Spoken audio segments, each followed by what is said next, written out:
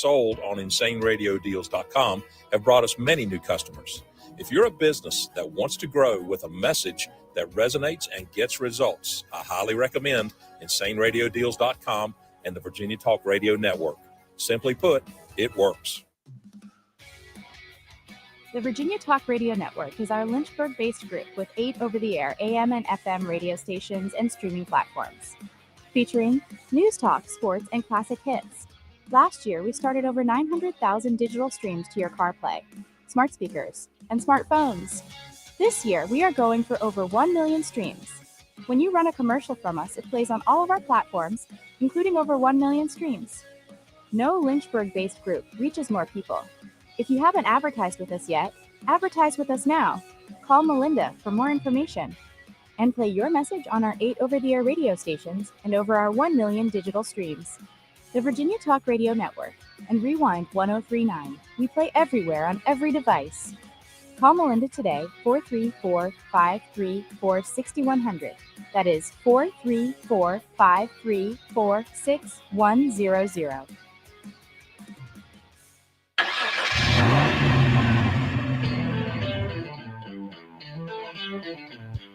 You're stepping into the fast lane on the VTRN Sports app, 93.3 FM and 1320 AM Lynchburg, or by asking Alexa or Google Home, open VTRN Sports Lynchburg. Now, take the fast lane through the topics that matter across the Commonwealth. This is the Fast Lane with Ed Lane. Another one of these old school sports talk radio ideas from back in the day, particularly from the Northeast, where they're used to eviscerating people. You know, there's not much room for praise in some of those areas. It's all about criticize, hate, be upset at somebody. Is the idea that you can't talk high school sports because you can't do that. And here's the reality. I rarely will question the effort of athletes. Most of them are giving as much effort as you could expect, at least in the game. Now, the knowledge of how to properly prepare, I mean, let's be real here. I'm a runner. I didn't know how to properly prepare, train my body, nutritionize myself. Yes, I made up a word there. When I was in high school either. I've gotten a lot more skilled at that as a grown-up. And the flip side is as father time creeps in and you're battling that. But when you're a high school athlete, at least when the gun starts on a race, politically incorrect analogy as that may be to some, shove it if it is, or the ball's kicked off, it's tipped off, first pitch is thrown, whatever the case may be.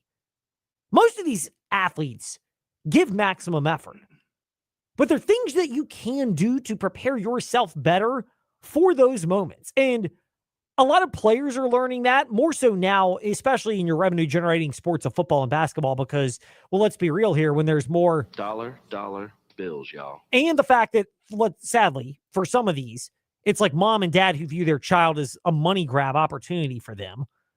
And I get it. If you come from poor situations, I can understand that to an extent, but wanting what's best for your child may conflict with what you want selfishly. But the thing of it is, a lot of these athletes are still smart enough. Sharing of social media messages and information is good in some ways. It's bad in plenty. Don't get me wrong, even though we promote Fastlane, Edlane, Facebook, Twitter, Instagram, and at TJ_Wilkerson8 on his social media platforms where you can connect with us. But you learn a lot more. So the players have more invested in it and they're learning. But there's still a level of getting to your best that leaders can help you reach by pushing you into uncomfortable scenarios. And it was fascinating listening to the Amherst County Lancers at Seminole District Football Media Days, because A.J. Thomas and Trace Ligon, who were the two players there, both responded to the idea that they are under more stress than ever before. And how to put that into words was something that Trace Ligon struggled with, but ultimately simplified. Well, see, what he said was, we go to our lowest point of, training. It really means a lot because, you got so much going on, you don't want to mess up. But at the same time, you got everything going on, so it's very likely you're going to mess up. But you just got to go down to your, how do you say it? You just got to lock in, really, what I'm trying to say. It's learning how to do that for players. Like, again, physical exertion effort is something that's there, but the mental effort is a whole different game. Like, again, I'll selfish example here, but I play tennis. The physical ability of running to the ball is never really a challenge for me. I'm blessed to be able to say. But the mental locking in part of what to do in the right situation and just being focused on the little things 24/7 or however long the match goes, and mine generally go a while, that's a challenge. And I'm a 39-year-old man. I'm not a 16, 17, 18-year-old high school football player. It's totally different. But being aware of that and embracing that is so crucial.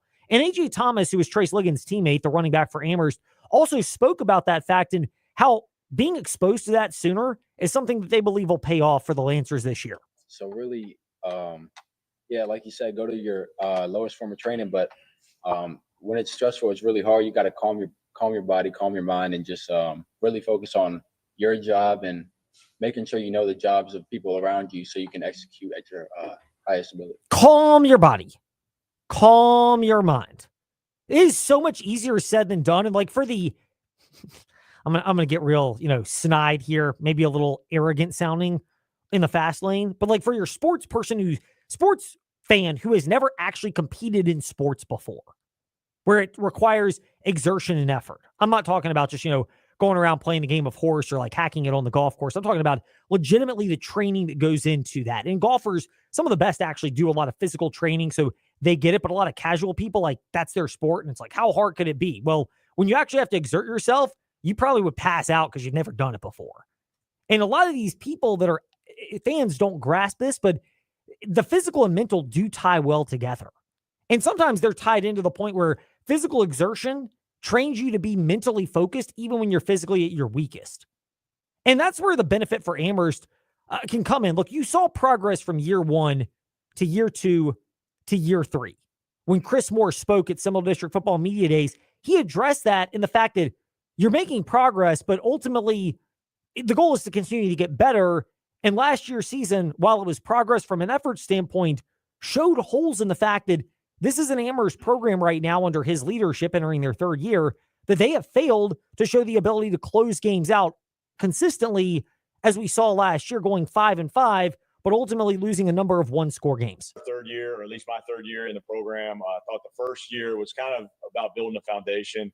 Last year was about learning how to compete, because in my first year, I thought we had some uncompetitive losses, is how I would classify those, and those can't exist in our program. And so last year, I thought the seniors did a great job in learning how to compete, how to show the guys how to compete, and we had some competitive losses. We lost 3 one-possession games, and it cost us a shot at the playoffs. So this year, we're trying to take that step forward, win those competitive games. I think we're going to play a lot of close games this year, 7, 8 of them be one-possession games, and we've got to come out on the right side of those in order to have a special season that the guys want to have, and we all want to have. For those that are watching Fast Lane, Ed Lane, and VTR in Sports on Facebook Live and YouTube, we appreciate it, but the chuckling that I'm doing right now and now kind of conveying in an audio form is it Chris Moore, the Amherst County Lancers football coach, talking about those can't exist in our program. And he's referring to uncompetitive losses in year 1. Again, back to the old school sports talk media person who has got the idea that you can't criticize high school athletes. Dude, the coach literally just did.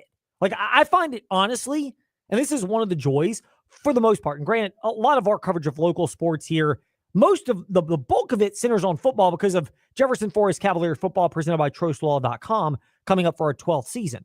But we do talk other sports, and the majority of coaches with whom we've spoken in most sports, extending even beyond football, they're willing to be critical of their team. Now, very rarely will they criticize one particular player publicly, and very rarely will we do that.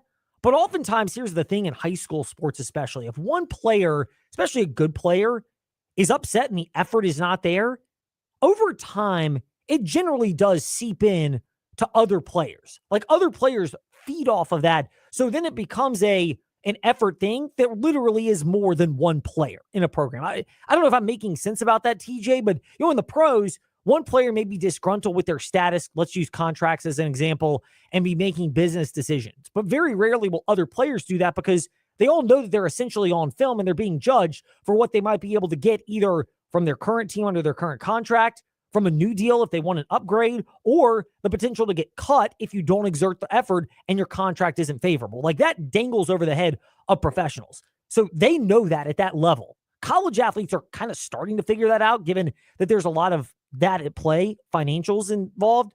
But even that age, the reason why it's starting to figure it out is I think a lot of college players going in don't grasp that. And a lot of that trickles down to high school, which is when one player's effort seeps, it often seeps to others. So it goes to Chris Moore's point of, it may be physical effort. It may be the mental locking in part of knowing how to do that. But generally it shows itself up. And a good football coach, even in high school, is not afraid to point that stuff out publicly, even though in some cases parents get upset about their team being called out.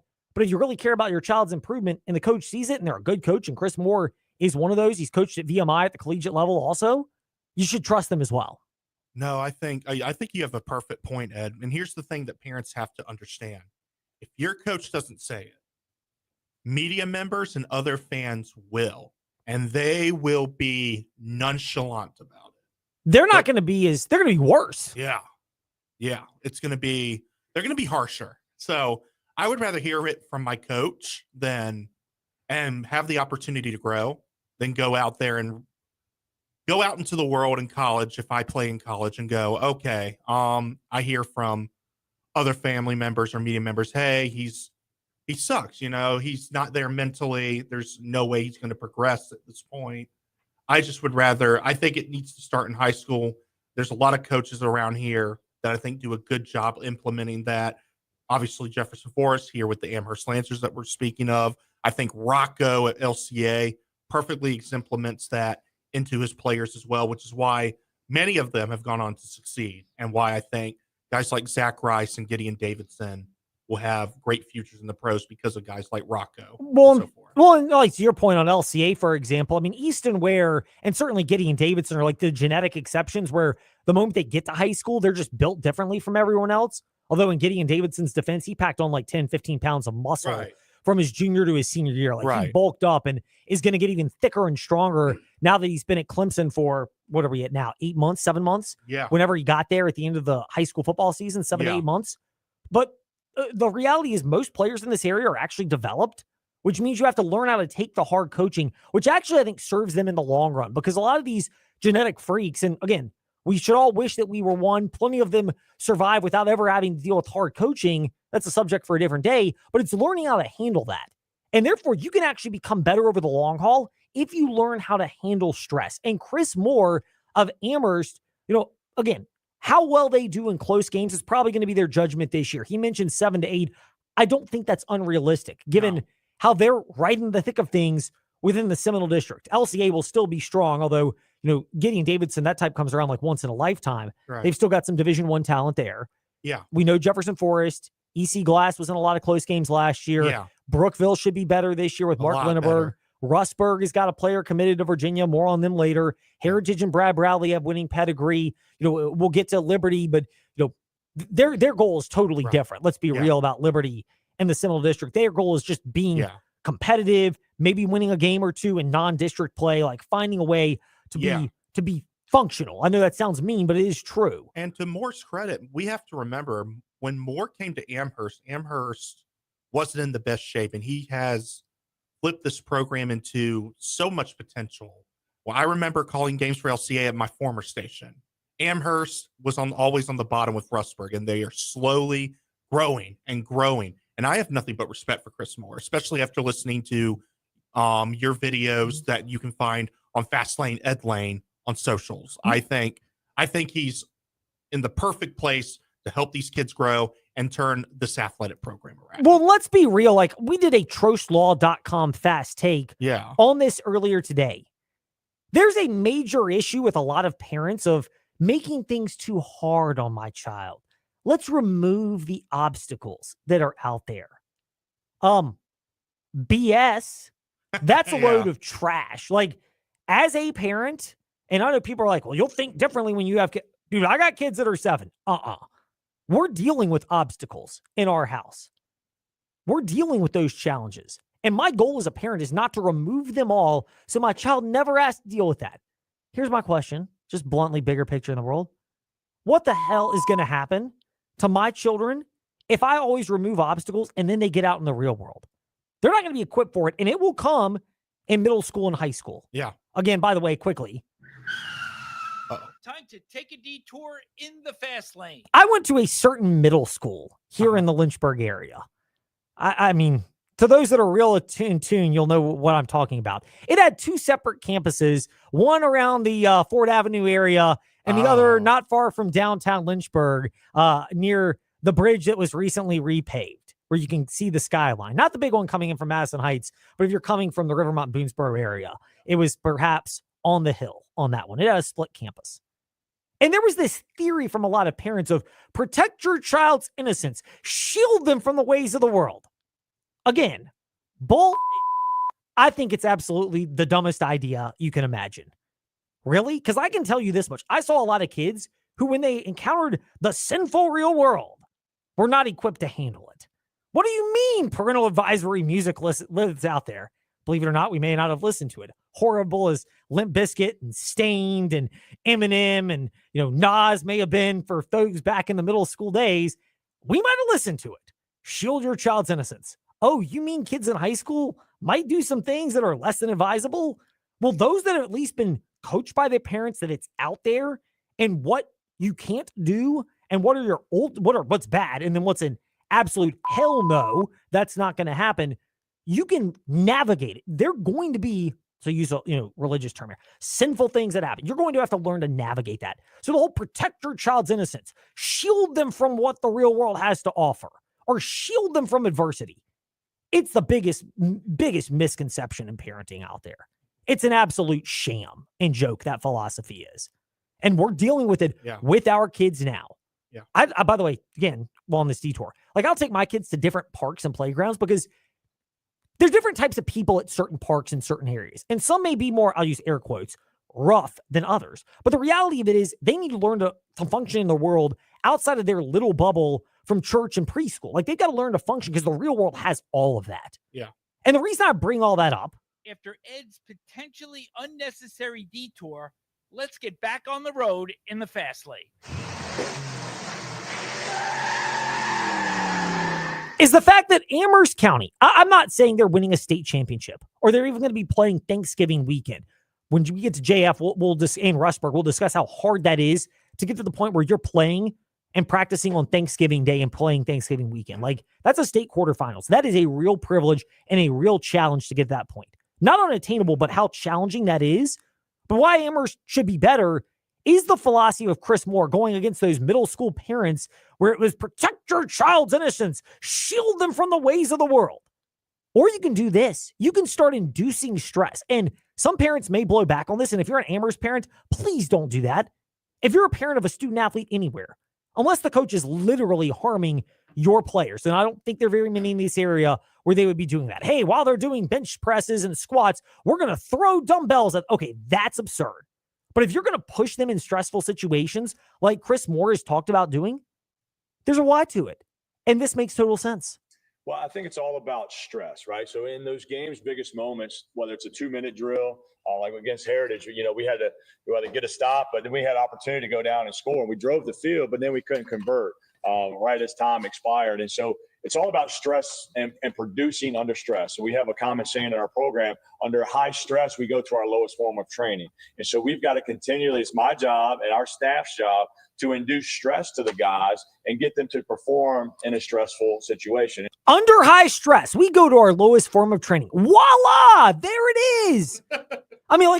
Breaking news here in the fast lane. If you're prepared to handle stressful situations, you might be able to handle them, and you learn and adapt to do that.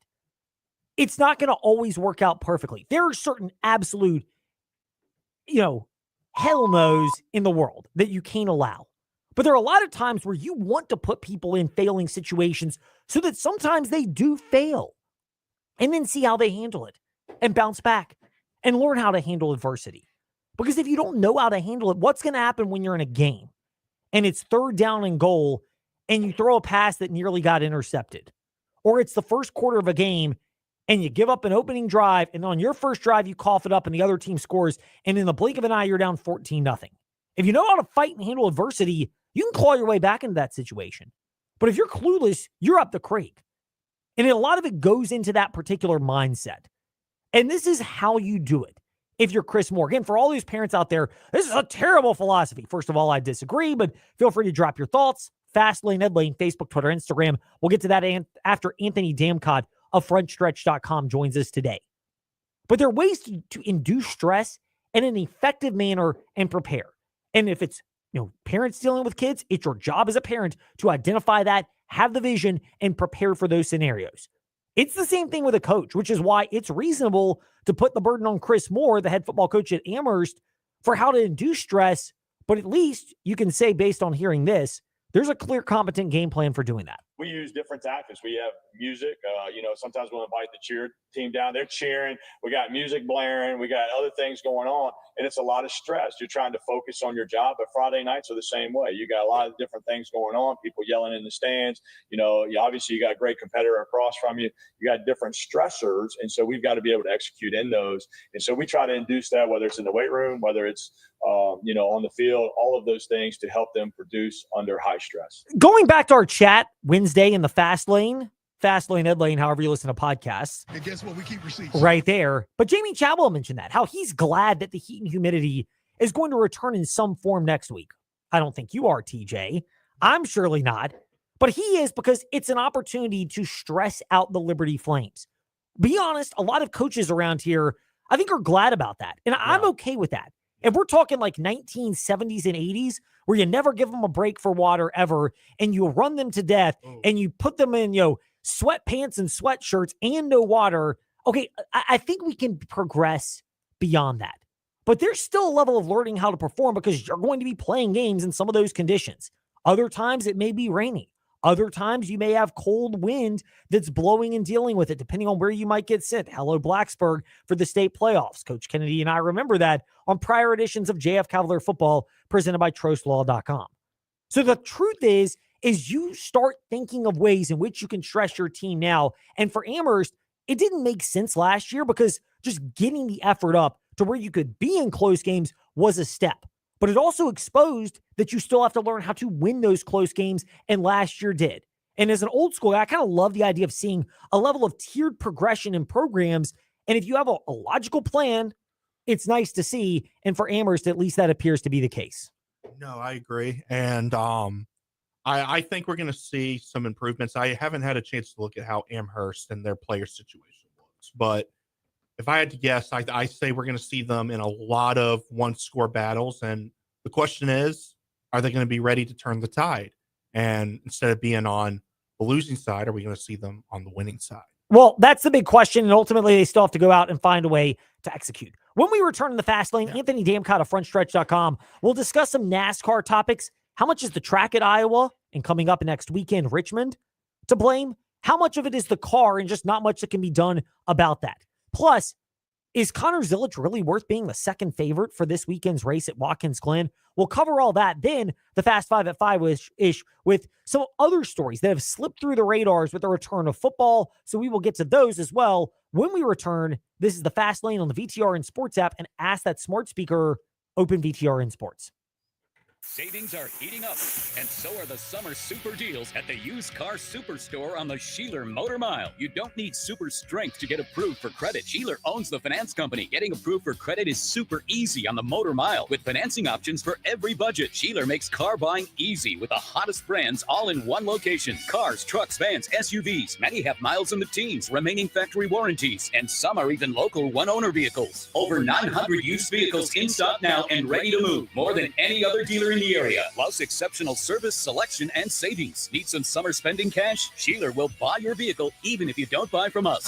Plus super money for your trade. Volume selling means volume pricing, and we've got the volume with over 900 used vehicles in stock now. No games, no gimmicks, just summer super deals at the Used Car Superstore on the Sheeler Motor Mile, your premier used car dealer, locally owned for over 50 years. I-81 exit 118C in Christiansburg. Call 866-SHEELER1. Always open at Sheeler.com. Are your windows difficult to open and close? Are you air conditioning the outdoors with gaps around your old, worn-out windows? It's time to call Collins Siding and Windows. Let their experienced craftsmen transform your home's appearance with beautiful new windows while also saving you money on energy costs. Since 1989, Collins Siding and Window has been transforming homes in the Lynchburg area. Call Collins Siding and Window today for all of your exterior home projects. Call today 434-525-6307.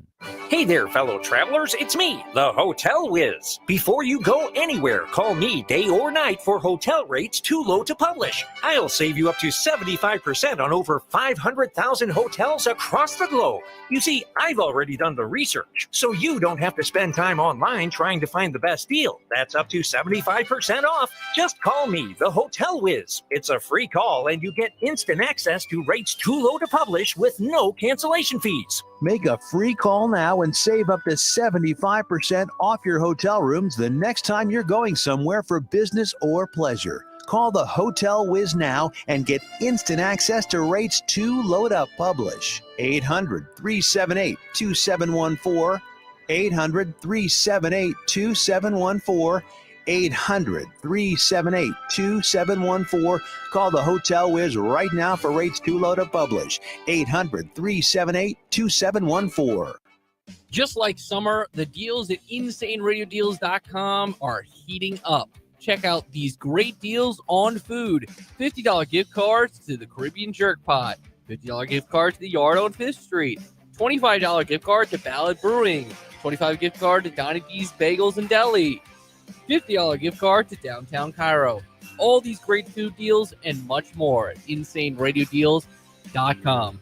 Check these deals out right now before they run out. From the blue waters of the Chesapeake Bay to the hills of Tennessee, listen to The Fast Lane with Ed Lane and Trey Lyle on the VTRN Sports app.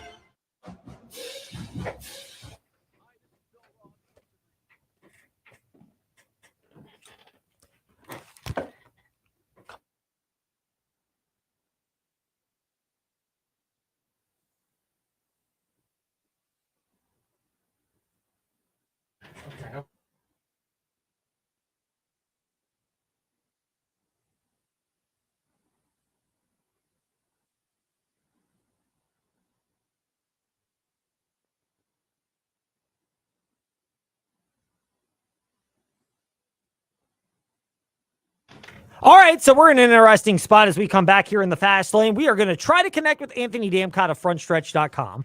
I'm going to sound totally unprofessional here in sports media because I don't know if he can hear us. He probably can. All of a sudden, right when we came back to a commercial break, my headphones just dropped out, so I'm not sure if I'm hearing anything at all. Go ahead and try Anthony. Let's see if Anthony is able to hear, if we can hear Anthony and at least have a functioning conversation here in the fast lane. Anthony Damcott of frontstretch.com. He gets to be the guinea pig of working through these technical issues. Anthony, we hope and trust that you're well. Can you hear us, first and foremost? I can hear you just fine, Ed. Can you hear me? Yes. For those watching at Fastlane, Ed Lane on VTR and Sports on Facebook Live and YouTube, you can see the ridiculous punching of the air because of my thrill of that being answered. Okay, now that we got that part out of the way, back after this potentially unnecessary detour here in the fast lane. After Ed's potentially unnecessary detour, let's get back on the road in the fast lane. Anthony, we have gone to Iowa last weekend. I know we're looking ahead, one race at a time, blah, blah, blah, if you're a NASCAR driver or team. And we will get to Watkins Glen this weekend momentarily. But Richmond is on the horizon after Iowa. And I get that they're not exactly the same tracks, but there are similarities in terms of kind of being that blend between a short track and an intermediate. And just listening to the Front Stretch Happy Hour podcast with your colleagues, Michael Massey, Dalton Hopkins, and Brian Nolan, a lot of it seems as though there could be concern about Richmond Raceway producing similar quality or lack thereof, at least at the front for Iowa. Is it the track, or is it at this point the car and the need to just find any solution, even if there aren't very many that NASCAR is willing to entertain? I fully think it's the car. Honestly, I think we've heard enough drivers complain about what the next gen car can do or can't do. I should say, especially on short tracks.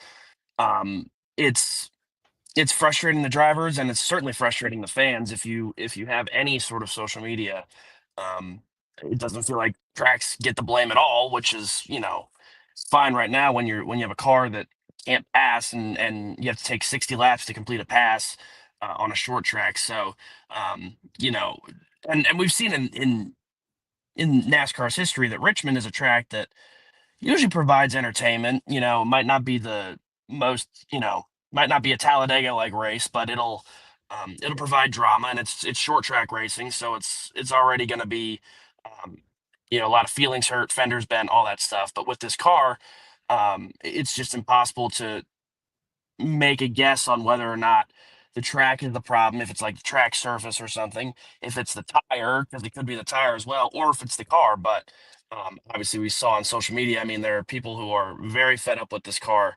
And we see drivers who are very fed up with this car. Not to name names, Denny Hamlin, but it's clear that we have some guys who just try anything to fix the car before we go blaming the tracks who have been around for how many years and provided great racing beforehand. Or they have lower series races like the Xfinity and Truck Series that provide great racing on Friday and Saturday, and then we get snooze fests on Sunday.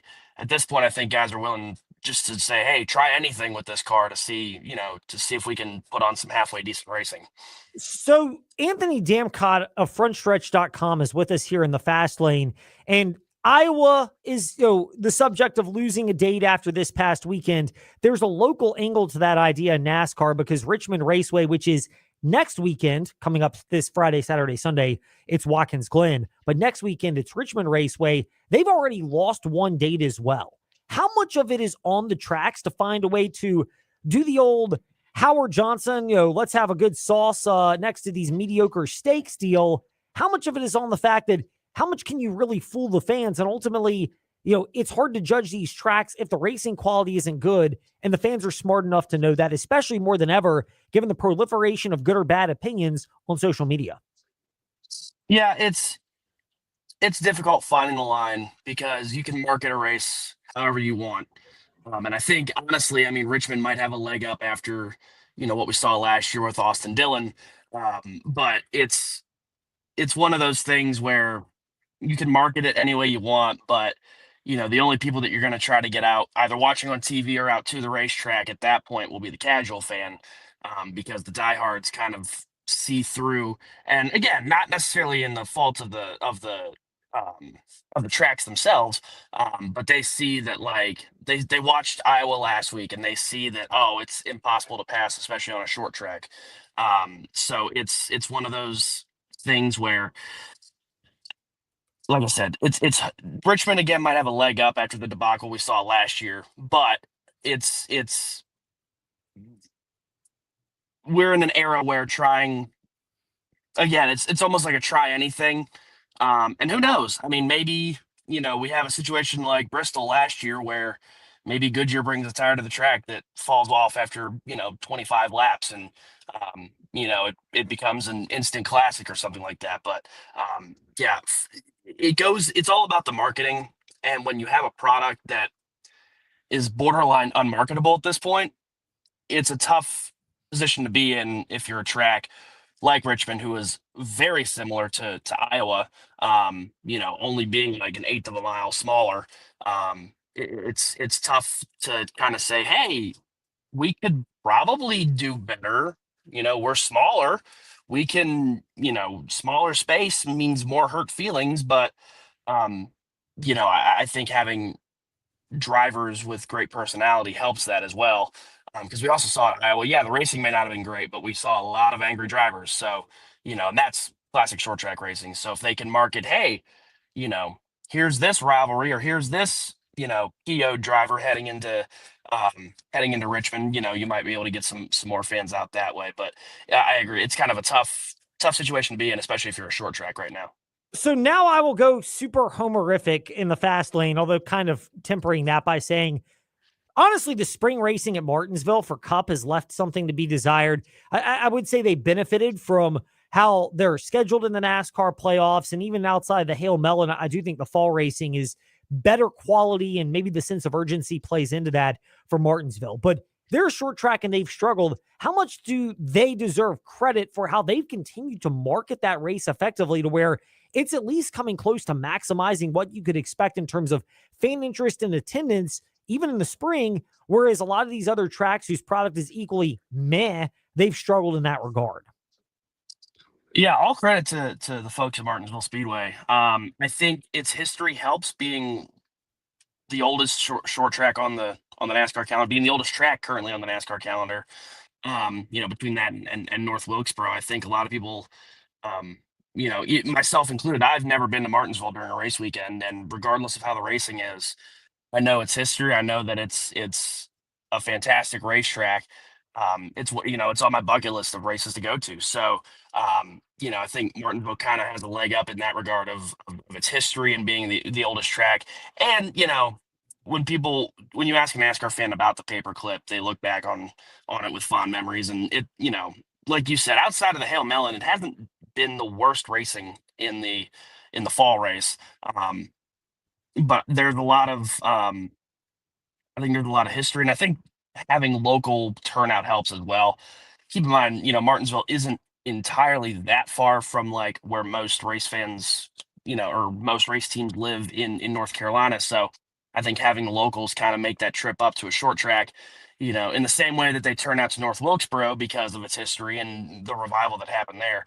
I think Martinsville deserves a lot of credit for, even though it doesn't have the greatest racing like other tracks, not only is its history great, but as I said earlier, we have the Truck Series and the Xfinity Series who put on complete, well, I don't want to say what the spring Xfinity race this year was great racing. Obviously, there was a lesson in driver etiquette there that was to be learned, but it was still one of those, like, it's still got clicks on YouTube, it's still got fans talking about it, and I think having those support races, kind of, I guess, makes up for the lack of racing we see on the Cup side there. Anthony Damcott of frontstretch.com going through a myriad of topics with us today here in the Fast Lane. Anthony, we've touched on where things are with Iowa, where things are with Richmond, which are the races that are bookending what's going to take place this weekend at Watkins Glen. SVG is the deserved favorite. He has dominated road courses, particularly of late, winning the last handful. He's the justified favorite. Is Connor Zilisch justified as the second favorite, given that, he still has to go against an entirely different group of drivers in the Cup Series than the fact that when it's he and SVG in the Xfinity, it's really kind of those two and everyone else? I think it's very safe to say that Connor Zilisch could be a favorite, because not only did he win the Xfinity race here last year, he's pulling triple duty this weekend. Obviously, he's running with his Cup car in the 87. He's running full-time with Junior Motorsports. But remember, for those who aren't well aware, Caden Honeycutt was released from his ride at Nice Motorsports this past week. Connor Zilisch will drive his truck tomorrow at Watkins Glen. So he'll have triple duty. He'll have thrice the laps of really anybody. And given that he is a road course, I guess you call him a veteran at his young age, but he's really experienced on the road courses. He's won at Watkins Glen. I know that running the fourth car, is probably he's probably going to be at a disadvantage to begin with, but it's on a road course. We've seen SVG. He may not be the greatest on the ovals, but he comes to life on the road courses. I think we see the same thing with Connor Zilisch this weekend, especially with all the laps that he's going to get on the track. Anthony Damcott, front stretch. Perfect time for a sneeze. Frontstretch.com here in the Fast Lane. Anthony, you mentioned Connor Zilisch. Is this the weekend where we get a different winner outside of SVG? Do we get a weekend where you have another wild card winner, or is it the SVG show and he's winning this race by 7+ seconds? It sounds kind of like a cop-out to take SVG, especially given his dominance this year. I think it's easy to say that SVG is going to be the favorite, but I think this race specifically, you think back to last year, he had the race won, and then he made a mistake in the bus stop on the final lap, and Chris Buescher got by and won the race. I'm sure he's still thinking about that, especially now this weekend, now that we're here. I'm sure he wants that final lap back. I'm sure that he's going to come in with a vengeance, especially given that, that's going to be a highlight on repeat this weekend. They're going to keep talking about how he's won 3 road courses this year, and how much, where is his ceiling in winning this year. He's going to have a lot of people talking about him. I think he's going to come into this race with a vengeance. I think that SVG is. I don't want to say if he's going to dominate like he has earlier this season, but I seriously think SVG will be a contender, if not the forefront winner of this race. Anthony Damcott on Twitter. It's hard to bet against SVG, just given what he's shown on these type of races. If he wins, you're going to get 15 at most new winners in the NASCAR season, because you've still got Richmond next weekend and then the regular season finale at Daytona. Your best guesstimate: 0 new winners, 1 new winner, 2 new winners, 3 new winners. What would you say is the number if someone came to Anthony and said how many new winners we get that punch their ticket automatically into the NASCAR playoffs, or the asterisk if it's Connor Zilisch this weekend? I think at most you're going to get 2. I think Watkins Glen and Daytona will be the wild cards for sure. Obviously, we saw both people who won those races last year. It was their first win of the season, and in Harrison Burton's case, first win of his career. So I think it's hard to say, that we're going to get no new winners, and the SVG is going to dominate Watkins Glen, and we're going to get, Kyle Larson at Richmond and someone like Chase Elliott at Daytona. I think Richmond is going to be about track position. And again, it goes back to our conversation earlier about short track racing and with the way it runs with, Iowa and all that, what we saw at Iowa. But Watkins Glen, I think, SVG aside, has the capability of producing a new winner. And I think Daytona, it's impossible to even pick a winner. So I think at most you're going to get 2. Which brings us to that unique question to wrap it up. And you should know this one is coming, Anthony. Because of that, do you count Ty Gibbs as a surprise winner because he's been getting better, but really hasn't flirted with victory lane? Or do you count him as a not surprise because he also happens to be in one of the top 2, maybe top 3 organizations in NASCAR right now? I knew I couldn't get out of here without a Ty Gibbs question. Duh! I would say it depends on the circumstance, because surprising has different correlations. If he was not up front all day and found himself at the front late and won the race, I'd call it a surprise. Is he a surprising winner? No, not at all. I think, it's going to be this was a long time coming kind of discussion if and when he wins that first race. So I think he will be, I wouldn't call him a surprise winner in the same way that we called Harrison Burton a surprise winner last year at Daytona. But depending on the circumstance, it could be surprising in the way in which he won.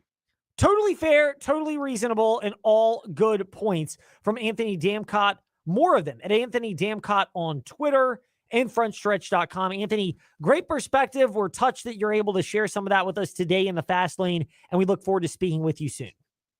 Absolutely. I can't wait to do it again. Indeed. Anthony Damcott with us in the Fast Lane. When we return, to go or not to go? That's new in the developing story that we'll explain next here in the Fast Lane. Savings are heating up, and so are the summer super deals at the Used Car Superstore on the Sheeler Motor Mile. You don't need super strength to get approved for credit. Sheeler owns the finance company. Getting approved for credit is super easy on the Motor Mile with financing options for every budget. Sheeler makes car buying easy with the hottest brands all in one location. Cars, trucks, vans, SUVs. Many have miles in the teens, remaining factory warranties, and some are even local one-owner vehicles. Over 900 used vehicles in stock now and ready to move. More than any other dealer in the area, plus exceptional service, selection, and savings. Need some summer spending cash? Sheeler will buy your vehicle even if you don't buy from us.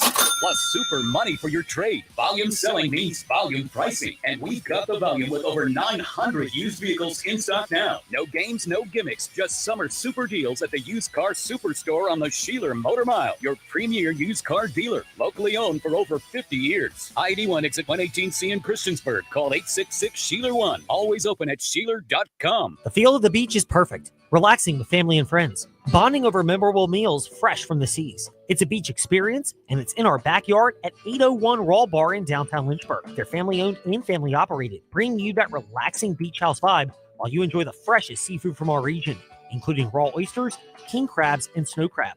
Not really a seafood person? Try their fresh handcrafted burgers, subs, pizza, and salads. step into the relaxing beach house vibe at 801 Raw Bar on Church Street in downtown Lynchburg. You're busy running a business. You don't have time for regular cleaning, much less big projects. So call Executive Maintenance. They'll handle everything from commercial janitorial cleaning to large projects like new construction cleanup, handyman work, and strip, seal, and wax for tile floors. They'll even pressure wash with the strength to remove graffiti and black tire marks, but gentle enough not to damage your building. So keep your eyes on your business and trust the commercial cleaning experts at Executive Maintenance. Visit executivemaintenancelynchburg.com and call them today. Warm weather means traveling. Hi, I'm Randy Trost from Trost Law with a couple of safety reminders. Always wear your seatbelt. Don't drive distracted or impaired. And remember, it's better to safely arrive a little later than being in an auto accident. Those things can make a big difference between a fun family trip or a painful alternative. At Trost Law, I hope you never need our services, but if you do, we're here to help you at 777-HURT or trostlaw.com.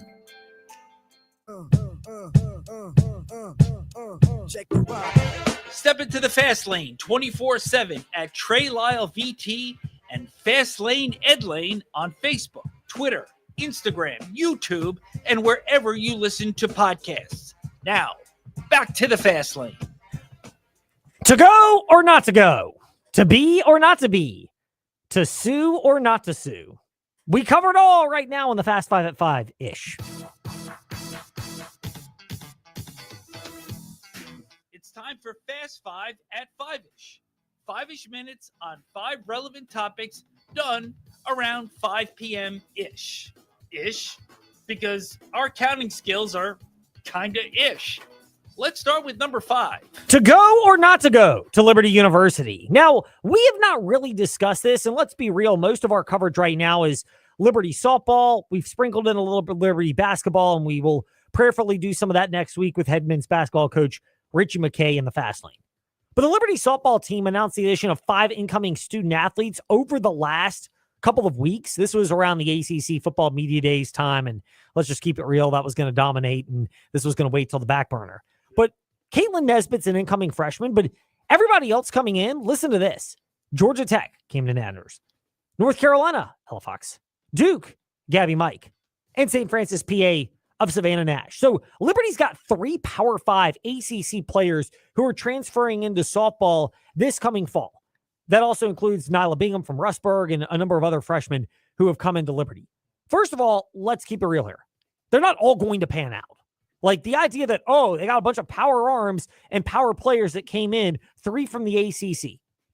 Just the raw odds are as good as Dr. Dot Richardson is at evaluating talent. As appealing as Liberty is relative to most softball programs out there, we're going to put Texas Tech in their own category. More on that in just a moment because of reasons that we will discuss in just a moment. They're not all going to work out, but we're playing a percentages game when analyzing Liberty softball. You're throwing a number of high-level darts, so to speak, or balls, in the case of Liberty softball at this. And I will give Dr. Dot Richardson the benefit of the doubt that in looking at power player bounce backs, there's a path to having the ability to coach the flaw that oftentimes prevented that player from succeeding in a program. Maybe there was a position backlog of too much talent. Maybe there was an injury that popped up. Maybe, let's be real here, some athletes, there is a maturity question that pops up for boys and girls athletes, even ones that come to Liberty. I mean, you could argue the greatest transfer quarterback that came to Liberty is Malik Willis. If not, the other one would be Caden Salter. Love him or, love his 2023 season or hate his 2024 season, if you will. But both of them had reasons, and it wasn't the athletic talent or even injuries. It was often maturity questions that put them in the spot where they were available to Liberty. But they both thrived when they had the right structure around them to work through that. So I don't pretend to know all these players to know which ones fit which category. The odds are they either need some development, they may need some seasoning. If there's Power 4 talent that's there, this is a trust the coaching staff. And also, let's be real here, TJ, trust the leaders on this team that they can help elevate these players to get to a level where Liberty can have a chance to get back to a regional, maybe a super regional. And if things break right, and that's a big if, they could crack a trip to Omaha or to Oklahoma for the College World Series. Yeah, if anyone can shape this out, it'll be Dot Richardson. It's great to have people from Power 4 schools, but like you said, it doesn't mean it'll always pan out. No, it does not for Liberty. But it ultimately speaks to the fact that they do have, again, you're playing the right percentages game relative to their competition, they're in a very strong spot, which gets us into, according to ASeaofRed.com, actually it's according to Liberty's TAC documents, but ASeaofRed.com was the one who uncovered this. And again, this is some storyline information that bumped up to the ACC football media days a couple of weeks ago. And then last week, it was the start of the college football preseason for Liberty University. But recent tax file documents for 2023-2024 tax year indicate that Jamie Chadwell's total compensation was $5.87 million for Liberty. $4 million in base, we already knew that. Those reports were basically just confirmed. And the rest of it are different forms of bonuses, incentives, and base salaries. A couple things to keep in mind. One, that number may not be as high when the 2024-2025 numbers come out in about a year, because a lot of that was boosted by Jamie Chadwell's first year undefeated regular season, winning Conference USA regular season, winning the Conference USA championship game, and making a New Year's Six bowl. And all of those trigger different various incentives that are worked into a contract. But what it does say is Liberty's in a much healthier position than the majority of programs that are out there in the group of five. Memphis, when you can put $200 to $250 million in sponsorships plus the money that's been infused in that program, that might be a tough match, or they might be on par with Liberty in terms of the finances with where they are. But there are not a lot of their programs that are Liberty's peers that are competing, which it's good and bad. It's bad in terms of getting into a conference like the Sun Belt where they just don't have the resources. More on that in just a second. But it's good if you're Liberty in the sense that you want to be as well positioned as you possibly can be for whatever the future of college sports is. And if it becomes more pay to play, it speaks to the fact that Liberty, they have the strength for pay to play. And frankly, I don't go so far as to say this is a top 10 job in college football, but I'd say it's a top 25 when you factor in the relative expectations at Liberty, the lack of pressure. Let's be real here. You're not getting beat up by the fans. The media, I mean, I'll be honest, I'm probably the harshest media member, and I'm nothing like these people out there that are let's eviscerate people. So, like, if I'm the harshest one, and either you need to go figure out somewhere else to realize what real harsh media is, or realize you're not in a bad spot. So for Liberty, there's all the incentive for all these coaches in the world to stick at Liberty because the fans are going to embrace you for winning. You got a really good chance to do it. And yet they're also understanding of where the cap is right now for Liberty. That's where for Jamie Chadwell and his staff, not to say they never leave. Again, I've said it before. If Dabo retires at Clemson, or if Shane Beamer leaves South Carolina to resurrect Virginia Tech and they open up, he's from that area. And I would think he'd seriously entertain and consider going to that. But he's not just going to leave for the sake of leaving. And that's what you want if you're Liberty as a program. No, for sure. And I think Jamie Chadwell has proved that this is going to be his home. I don't see a Hugh Freeze type scenario in any of the following years. More on that with John Manson from ASeaofRed.com next week in the Fast Lane. But speaking of this theme of financial resources, a.k.a. dollar bills, y'all. Number 3. 5-star edge rusher LaDainian Guyton. Why are we bringing this guy up when he's the number 2 prospect in the 2027 recruiting class? Not even the one that's going to sign at the end of this season. And he's a native of Georgia, so it's not like we're seeing this guy play high school football anywhere around here. We're bringing it up because, back to Liberty softball and the challenges of being maybe the most financially endowed college softball program. And frankly, for Liberty football as well, the most financially endowed one outside of the Power 2. This guy is committing to Texas Tech. Look, love it or hate it, they're a player. And I'll be honest, I actually like the idea of a school like Texas Tech putting that type of financial capital behind their athletic programs. Speaking to the fact that if you have the resources and the infrastructure, you can build a program in a way that you just couldn't before. Because previously, Texas Tech was not one of them. They were, I'll use a Lynchburg analogy and probably get in trouble for this. Texas Tech is new money. And there's a sector of Lynchburg, if you're not old money, to use the old Goodfellas analogy, if we can't trace your roots back to the old country, then you're not going to ever be part of the in crowd to a certain sect of Lynchburg. Well, Texas Tech was in that category. Texas would never view them on par. Ohio State's, Georgia's those. But they're proving that, hey, we still have the resources, and middle fingers at all, we'll go toe-to-toe with you anyway. And I love that part about it. Yeah. And again, Liberty is not in that park. Let's not get it twisted here. I think financially Liberty's in a good spot, but they're just not in the Big 12 the way Texas Tech would happen to be. But Liberty has one of the 2 kinds of sustainable money. We went through this a couple of weeks ago, TJ. There's oil money of Texas Tech, and then there's religious money. BYU is playing this game now with their football and basketball recruits. Top basketball freshman is AJ DeBansa. He's at BYU. Top quarterback prospect for the next couple of years, one of them is going to BYU. So there is for Liberty a pathway to getting to that point. Doesn't mean it's going to happen. Doesn't mean it may not ever happen. But again, Liberty with the resources and the revenue component, particularly from religion, are in that spot. And that's where there's a level of optimism for Liberty. That's part of the reason why I like this from the Texas Tech angle. And it is, yes, a middle finger to the old guard that we can only have X number of programs that really matter or not. And I think this is just the perfect example of how massive the Big 12 is. And I love when Big 12 and ACC schools outdo SEC schools and Big 10 schools for guys like Guyton, because it proves that they're just as relevant to these other players than the media likes to play it out. Dude, he's the top player in Georgia and is not committing to Georgia or an SEC school. No. It was just great. Exactly. And look, Miami's done this before. They got the top offensive lineman. Clemson, we know they're playing that game. There's a small fraction of schools out there. Yeah. But announcing you're willing to do that and backing it up, I think is great. And punching above your weight class because you have the resources, it's a fantastic thing. And I don't have an issue with that in this day and age. I wish there was more structure and guardrails for sure, but I don't have an issue with that. Speaking of the old guard, by the way, number 2, if you want to talk about blue bloods, here we go. Archie Manning told Texas Monthly Magazine that he has not spoken with Arch Manning about the idea of leaving Texas after this year, but, quote, Arch isn't going to do that. He'll be at Texas in 2026, end quote. It goes to what I've thought for a long time, which is the idea of betting Arch Manning to be the number 1 pick in the 2026 NFL draft, even if it's the Saints, a hometown team, or if it's a team like the Giants who could tank, or the Jets who always could tank. Right. I just don't see it happening. That family believes in the idea of multiple college starts, and I think that is the ultimate thing that's going to happen. He does not have to jump at the opportunity. Arch is an entirely different case from, and God bless him, they're all making money, and again, no issues. But Lenora Sellers, Garrett Nussmeier's in a different spot because his dad, the LSU quarterback, his dad is the offensive coordinator for the Saints and is a lifer in coaching. But all these other players that could jump, I don't begrudge him, but Arch Manning's in an entirely different spot. They've been very calculated about this. It just fits with the decision-making process. And Arch, this is very smart. Arch has only played 95 snaps in college football. Yes, he's a top recruit. He'll definitely be a top draft pick. He'll probably perform well, but this is smart to stay in college. I love this move by Arch Manning because we don't even know what he looks like after a full season. And Texas may not have the toughest schedule in the SEC, but it's not easy. So this will prove a lot of things moving forward. Meanwhile, what if I told you that a lawsuit has been dismissed that was filed by the NC State men's basketball team, shutting down the team's request for NIL compensation from 1983?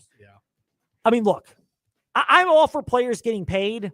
I honestly, I'm not even a fan of the whole back pay. I get some people were wronged and missed opportunities, but at some point, the system was what it was, and it is what it is now. And, you know, you lay the groundwork for things to be better going forward. And I'm all for players getting paid and blaming the NCAA because they're the ones that drag their feet on the idea of these players getting paid, even though their lawyers could have just told them this won't stand up in court, get ahead of the issue instead of being reactive. But at some point, how far back into the coffers do we really need to go for people who feel like they've been wronged in a particular situation? This is a just let it rest scenario for NC State. It was a great moment. It was a great run. But really, we're going back that far? Because if they got paid, everybody dating back to 1983 will want to get paid, and it'd just be an even messier, bigger Pandora's box than we already have. I think they just want to get paid because they're the most documented team from NC State. ESPN 30 for 30 has aired that documentary thousands of times. So. Most definitely. And look, it's a great story as well, but one that, let's put an end to it at some point. Meanwhile, we put an end to the Fast Lane today, and me this week, TJ's got us covered tomorrow, 5 to 6. Thanks for listening to the Fast Lane on VTRN Sports, 93.3 FM, W227 BG Timberlake, and 1320 AM, WVGM Lynchburg. This is VSiN,